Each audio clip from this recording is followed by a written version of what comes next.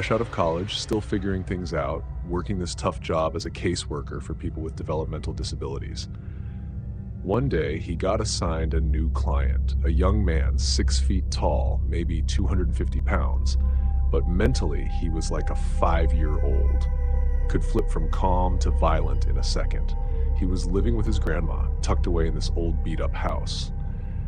The kind of place where the walls looked like they had stories of their own. Mostly bad ones. When he walked in that first time, it hit him. This place was trashed. Holes in the drywall, busted furniture everywhere except for one massive beanbag in the middle of the living room.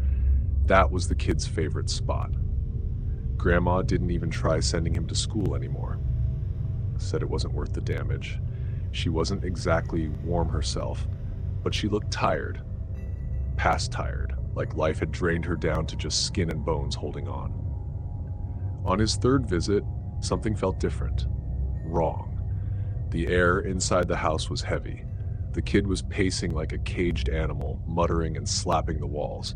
Grandma kept glancing at him like she was holding her breath. He tried getting through the usual paperwork, checking on progress, if you could call it that, but the kid kept getting more and more agitated. His face was red. He was grunting now. After about an hour, he gave up. It wasn't going to happen that day. He stood up, told Grandma they'd try again next week, handed her his card with the date scribbled on the back. She barely nodded, just stared past him. He left. The screen door creaked behind him. He didn't know it yet, but that creak would come back to haunt him. He took a few days off, visited family back home, tried to relax. The morning he got back, his supervisor called him into the office, told him to close the door. Then came the words he never expected to hear. That same night, he left. The kid snapped. Full meltdown. Beat his grandmother to death. Nobody noticed for 2 days, until he wandered outside covered in blood. He was just walking up and down the street, blank stare on his face, barefoot. When someone finally called it in, the police went inside. What they found wasn't just a crime scene. It was something out of a nightmare. He figured he must have left that house less than 3 hours before it happened. Maybe less. He started playing it over and over in his head. What if he'd stayed longer?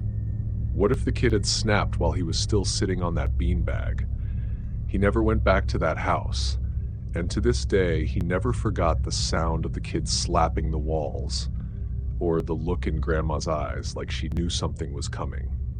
Something real bad.